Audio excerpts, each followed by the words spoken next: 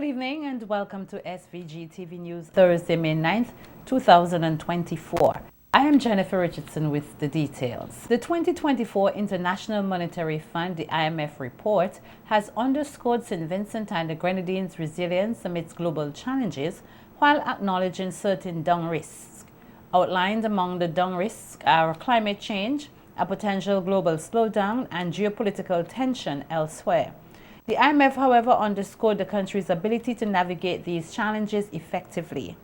In a statement in Parliament today, Finance Minister Camilo Gonzalez said he disagrees with certain recommendations made by the IMF, but generally he is pleased with the report, while reading some excerpts from it. In addition, the economy is facing challenges from a rapidly aging population and the ever-present threat of natural disasters and climate change, amid still high public debt.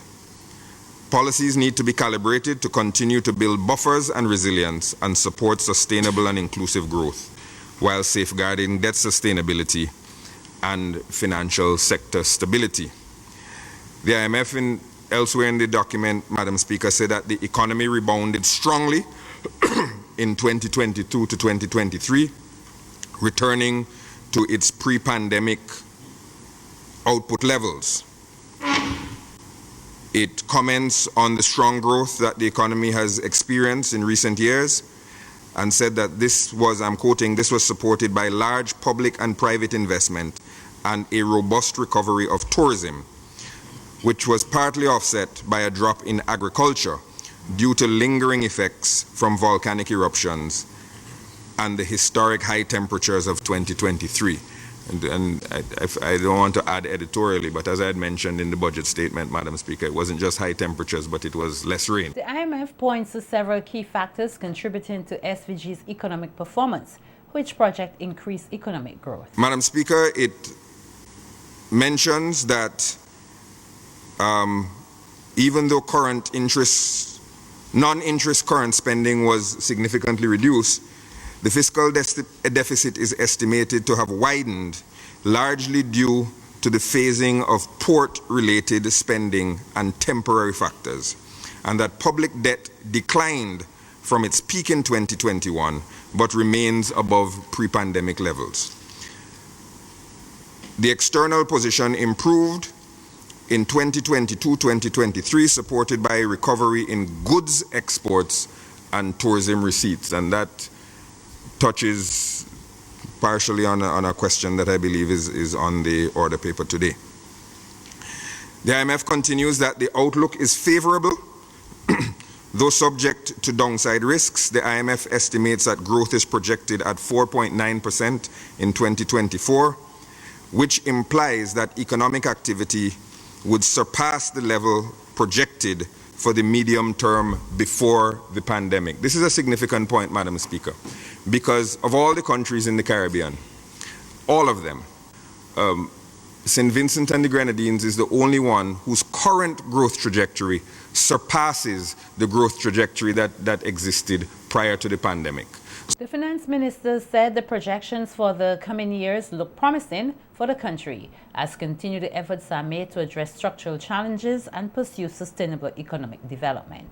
They say that on the upside, so there are also things that could work to our benefit even more if we have stronger than expected tourism development and if the agriculture sector recovers more quickly than they have forecast, then the growth would be even higher than what they're forecast. The IMF continues, Madam Speaker, that the fiscal stance embedded in the 2024 budget strikes an appropriate balance between maintaining fiscal prudence and supporting inclusive and resilient growth. Said the government continues to rationalize current spending and build the contingencies fund while prioritizing capital spending on reconstruction, essential upgrades and resilience building of economic infrastructure, and health and education investments to propel people-centered and sustainable growth. Madam Speaker, it's the first time I'm seeing people-centered growth in an IMF document. So I think that as we exchange ideas, we cross-pollinate, and I'm very happy to see the IMF embracing the concept of people-centered growth in St. Vincent and the Grenadines. The fund indicates that the primary balance is expected to improve to a surplus of about 3.25% of GDP from 2026 onwards, once the large-scale projects are near completion, and this would put the debt to GDP ratio on a downward path from 2025 onward, that if sustained would reach 60% before the regional target deadline of 2035. Prime Minister Dr. Rav Gonsalves said he is looking to reorganize the Ministry of Housing, which is currently headed by Dr. Orlando Brewster. Speaking on the reorganization of the ministries, the Prime Minister said that he has held a meeting with the Minister and head of departments on the matter, but has not yet finalized his decision. For PHLDC, in terms of this project implementation, Housing and Land Development Corporation, to strengthen housing itself for the project. And we may well have to separate the housing portfolio from national mobilization.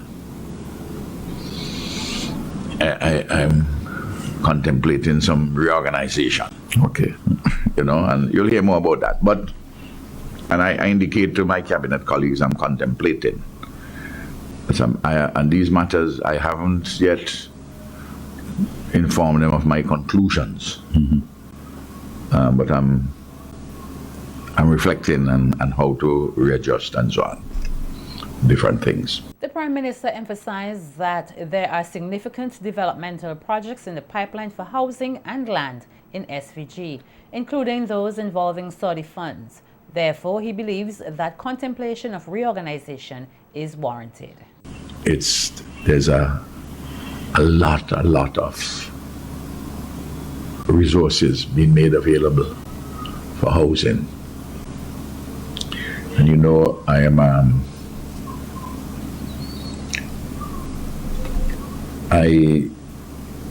when we had in the year 2020 after the elections,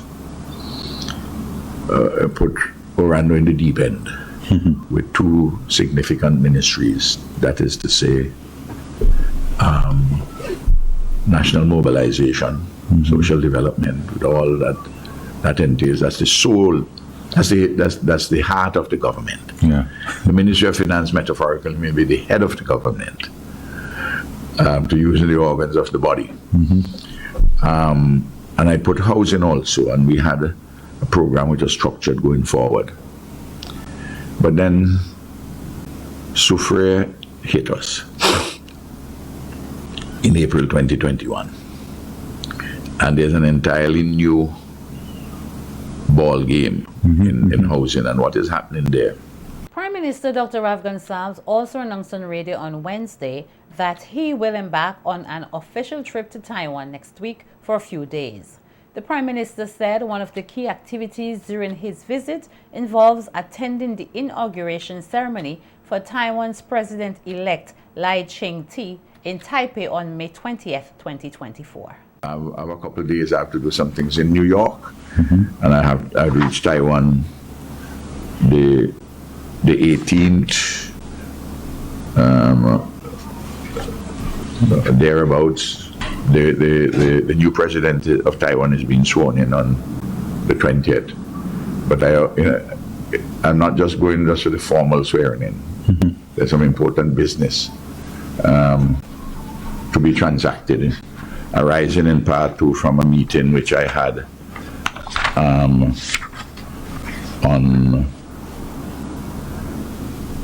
I had this meeting on Monday afternoon, Monday which last week, Monday the 6th, just the day before yesterday, with the Taiwanese ambassador and OECC construction company.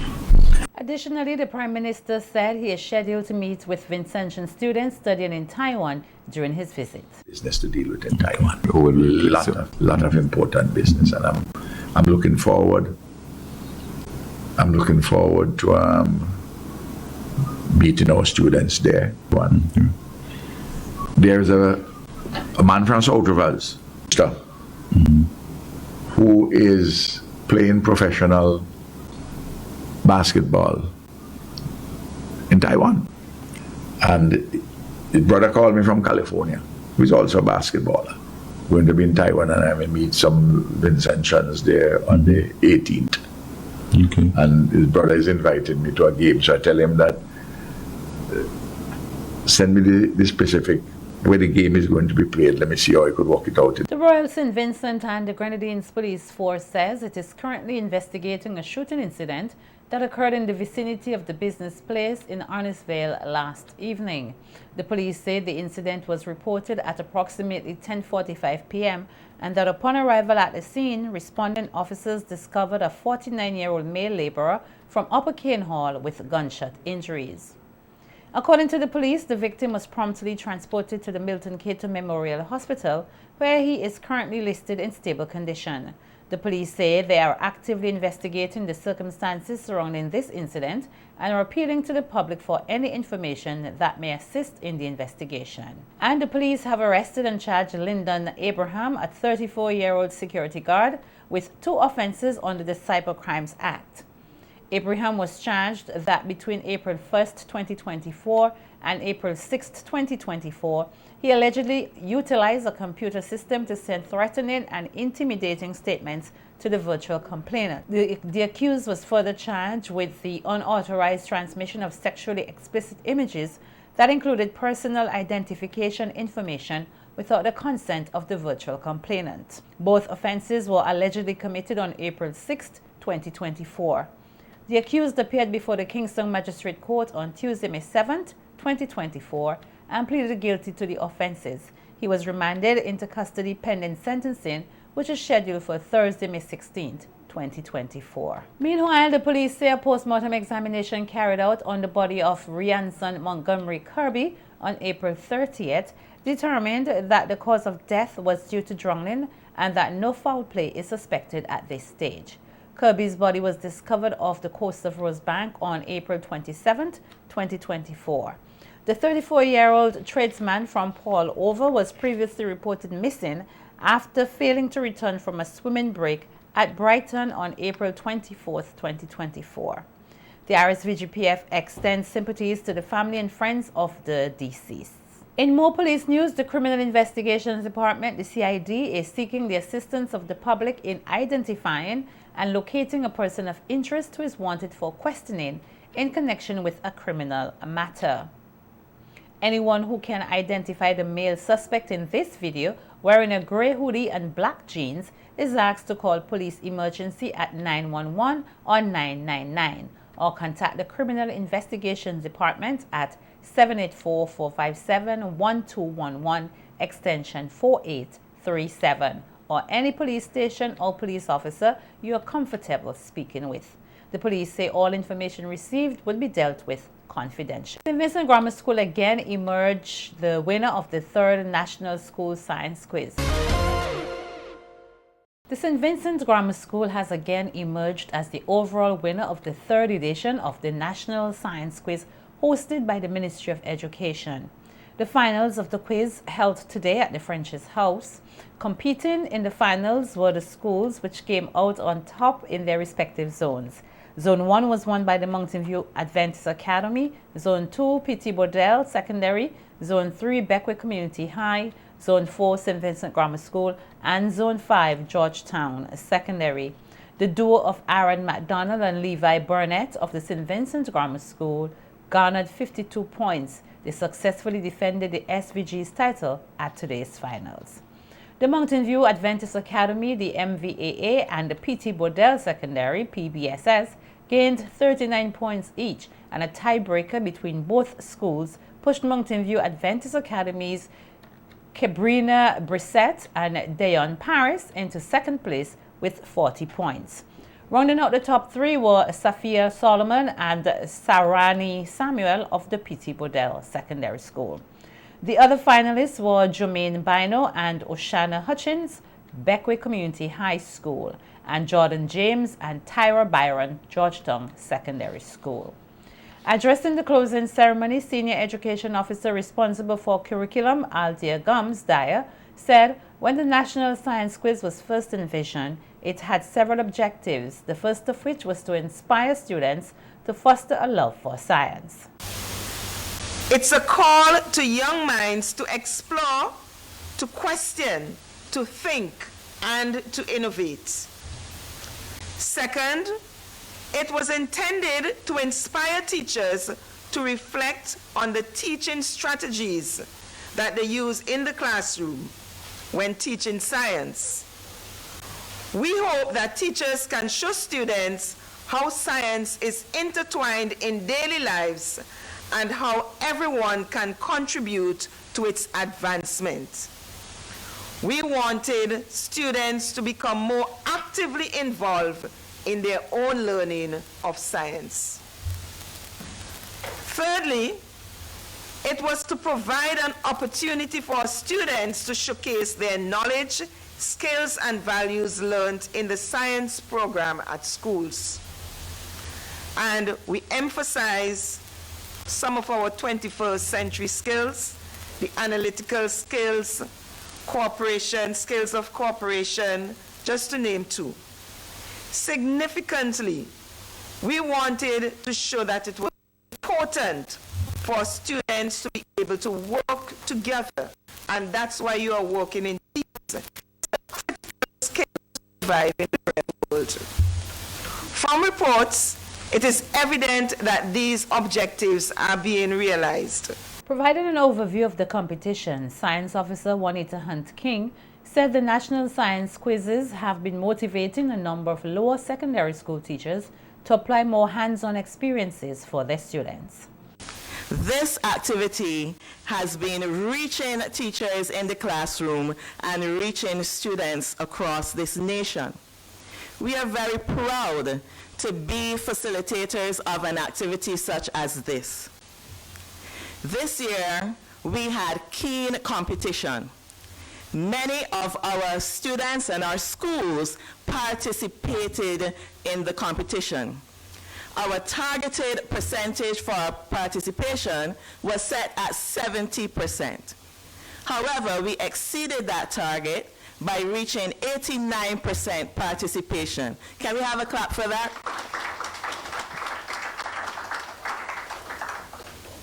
And this participation has really shown forth some of the valuable lessons that our students have been learning. And it also showcases that we have students who can think on their feet. I want to thank all of the teachers who have worked so well with these students to prepare them this morning. Can we give them? In an effort aimed at bridging the language barrier gap with Spanish-speaking travelers passing through the Argyle International Airport, employees of the airport have been offered Spanish classes by the Venezuelan Institute here in SVG. The coordinator of the Venezuelan Institute for Cultural Cooperation, Hugo Chavez Frias Adriana Bermudez de Lorenzo, highlighted the increasing number of travelers to SVG, particularly from Spanish-speaking countries, as the reason behind extending free classes to AIA workers. One of this group, we invited workers at the Argyle International Airport to come and to join to these studies, because for us it's very important that we can, they can learn a foreign language, through because we are close to Venezuela, to other, the Spanish-speaking countries, but also the connection that this international airport have with other countries like Cuba, Mexico, among others countries where they speak Spanish. So we offer to the Argyle International and they say yes, it's a great opportunity. So we are working with those guys that are in different departments. So they can now say, hola, bienvenido, permíteme tu pasaporte, so in Spanish. And it's very nice because customers and people who visit San Vincent can feel comfortable and also confident that they are being understood. Online classes for beginners have already commenced, with the academic coordinator expressing the hope for more airport staff to learn the new language. 15 students from Argyle International. Yes, and we hope that it can increase, because it's once a week and it's online, because facilitate them that they can connect from their work, their job, or at home. I mean, this is the opportunity that we are. Yes, and next term we are planning to open face-to-face courses, because there are some people that they already ask, please, we need face-to-face classes. Head of mission of the Venezuelan mission in SVG, Francisco Perez, said the Venezuelan Institute offers classes throughout the year, which have proven successful. He noted that effective communication between non-English native travelers will enhance customer service at AIA. From all the departments, also migration, also customs, everybody and security can participate. The idea is that they can communicate with the travelers, the tourists that are coming to San Vincent from the different Spanish countries that we have in our world. So that is what we intend to do with the Argyle. It's a special course for them. We will, when we finish the course, we will open another one for them also. So maybe in the future there will be more students, because you know that is something that some person worker have a chain to, or they think that, oh, I cannot learn Spanish. You can learn Spanish, and you need Spanish in your job. Contestant number 3 in the Miss Division of Nursing Education pageant, Miss Sarah Batiste, represented by Nadia Lewis, has expressed her hope for more nursing students to be provided with similar or alternative platforms to showcase their talents and personalities. In an interview with SVG-TV News, Lewis said she would like to leave behind a legacy that will inspire other nursing assistant students to not only take part in the pageant, but also take the initiative to join the DNE Beauty Pageant Committee. Being a role model for persons in the nursing community, I am being the first ever nursing assistant student to be a part of the pageant community. I wish and I hope that other nursing assistant students can follow my footsteps in being a part of the pageant community. Additionally, I do not think that nursing assistant students and nursing assistants is being given the opportunity to show and shine for all the hard work that they have been doing. And for me, being the first ever nursing assistant student, I hope that I outshine the RNs and the bachelors in capturing the crown for the first ever Miss DNE pageant. The legacy that I would like to leave behind for the first ever Miss DNE pageant 2024 is that I would like to inspire other nursing students as well as other young ladies out in the community to take that step to enter any type of pageant that is of your choice, such as Miss SVG, Miss SVG Teens, any rural pageant. Be you. Contestant number 4, Danasha Tony, Miss Aberdeen Brown, said she has always wanted to take part in a beauty pageant and took the opportunity to participate and to display her sewing skills. In addition, Tony highlighted that a pressing issue facing women in today's society is low self-esteem, and that it can be addressed by encouraging each other to be the best they can be. May not be familiar, I have a passion for fashion and a passion for sewing. I've always wanted to take part in a beauty show. So when this show was first introduced, I said, no, this is my time. This is my chance to show up and show out and show what I'm capable of. Also, for this pageant, I will be making my outfits. So I hope to achieve a broader clientele after completing this show. A pressing issue facing young women in the community today is low self-esteem. I have been a victim of it. And look at me now. I'm taking a part in a beauty pageant. What I'm going to encourage young women out there to do, be yourself. Treat yourself nicely. Get to know yourself. Do things that make you happy. Right? Be confident. Think positively. You can always reach out to a trusting friend, a trusting relative. Speak to them. The Miss DNE pageant will be held this Saturday from 7 p.m. at the Villa campus of the SVG Community College.